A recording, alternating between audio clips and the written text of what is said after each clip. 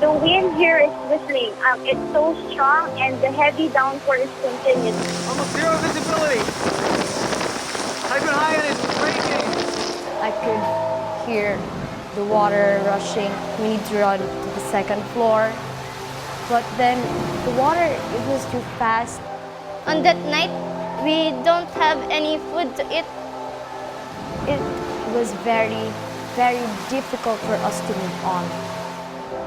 I thought that would be our last day.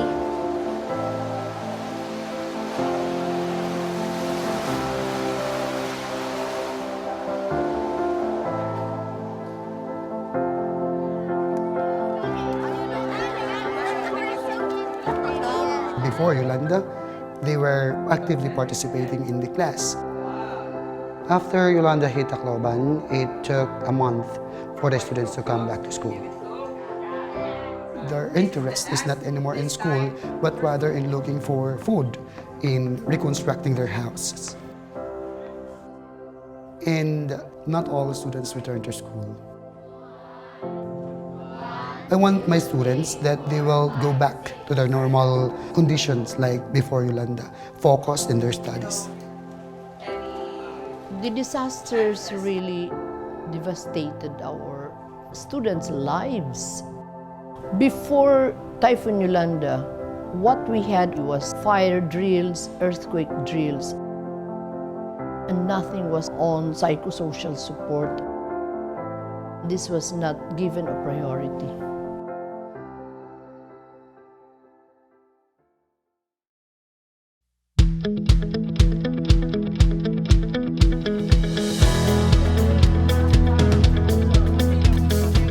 The physical damage to local communities is largely repaired, but the psychological damage, especially on students, is very high.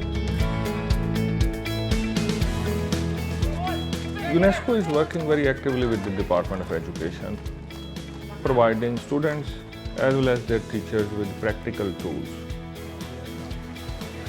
It should help us cope with stress in a much better way.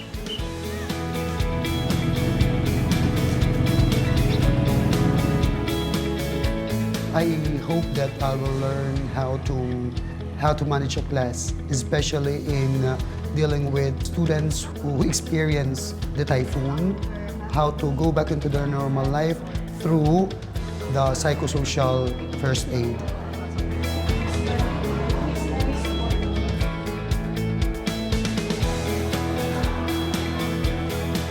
Disasters require a very close empathy that only teachers who know their students can actually give. No? And somebody who went through the pain of a disaster, the fear of the darkness of the night, will be able to embrace another young victim and say, I understand what you're feeling. The teacher opens up the door during a post-disaster so that young learners don't have to go through that trauma for a long period of time. You kind of shorten that whole process. Well, we use a very experiential approach to training of the teachers. We use a lot of simulations, role-playing, structured learning experiences,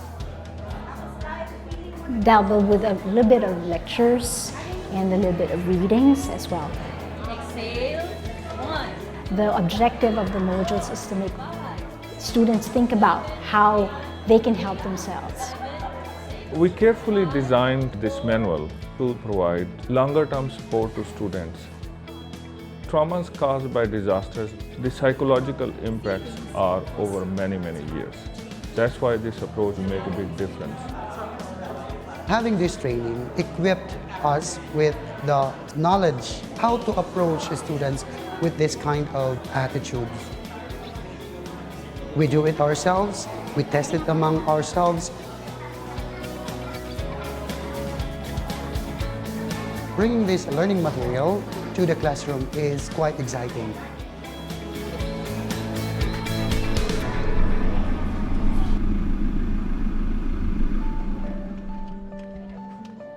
And then on the middle finger, you are going to draw a symbol for your inspiration. The activity was so fun. We do raising our hands and write on it what are the symbols that are inspirations. Just even by writing on a piece of paper, I can express my ambitions and my inspirations. Symbol of a book because I know I have to gain more knowledge.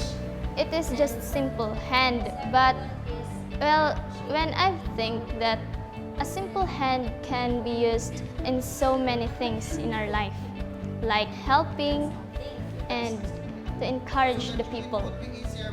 I am not the only one having this grief. It's all about all of us. It lifted me and then changed the negative into positive.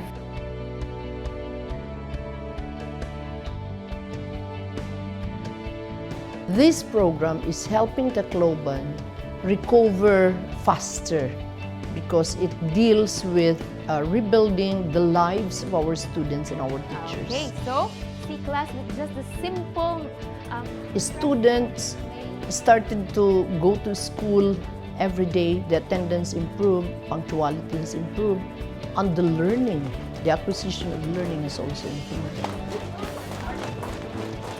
Teachers value and appreciate this program. Today, we feel different. They tell me that they are able to care more and nurture more their students. Okay na. It was really a great help to facilitate the students with the help of the learning materials. The students reacted very well. They actively participated in the activities and they accepted it wholeheartedly.